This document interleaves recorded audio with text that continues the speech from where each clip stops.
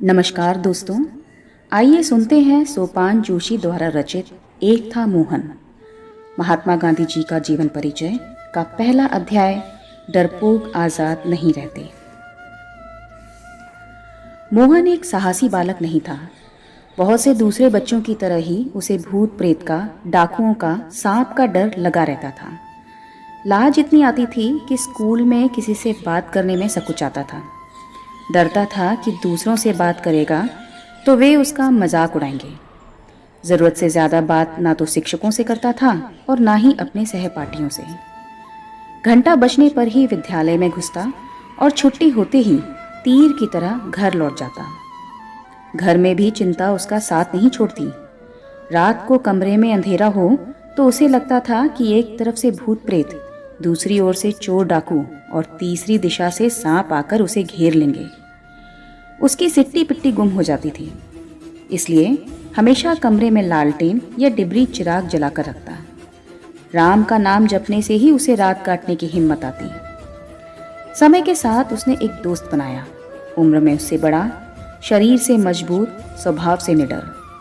दोस्त ने मोहन को समझाया कि भारतीय लोग गुलाम इसलिए हैं क्योंकि वे मांस न खाने की वजह से कमज़ोर हैं। अंग्रेज मांसाहारी हैं, इसलिए ताकतवर हैं।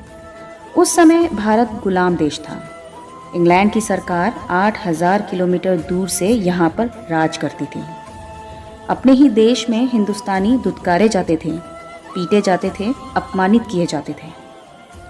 अंग्रेज सरकार भारत की संपत्ति लूटकर अपने यहाँ ले जाती थी। बालक मोहन देश की आज़ादी चाहता था, लेकिन उसका परिवार वैष्णव था। सभी पक्के शाकाहारी थे। किसी ने कभी मांस मछली नहीं खाई थी। घर में पता चल जाए कि मोहन ने मांस खाया है तो उस पर ही नहीं, सारे परिवार पर कहर टूट जाता।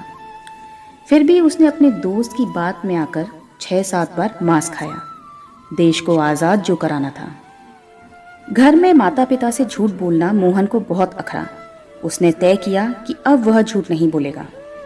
जैसे जैसे मोहन बड़ा होता गया, उसे समझ आने लगा कि भारत की गुलामी का कारण किसी के खाने पीने में नहीं था।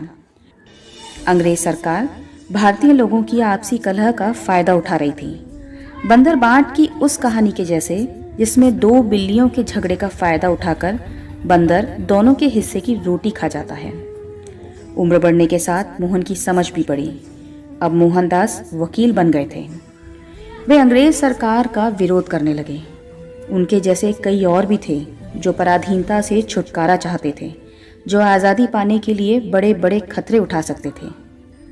इनको अंग्रेज सरकार ने कई बार जेल भेजा, पीटा, सताया, किंतु मोहन बड़ा होकर बहुत बहादुर बन गया था, महात्मा गांधी बन गया था।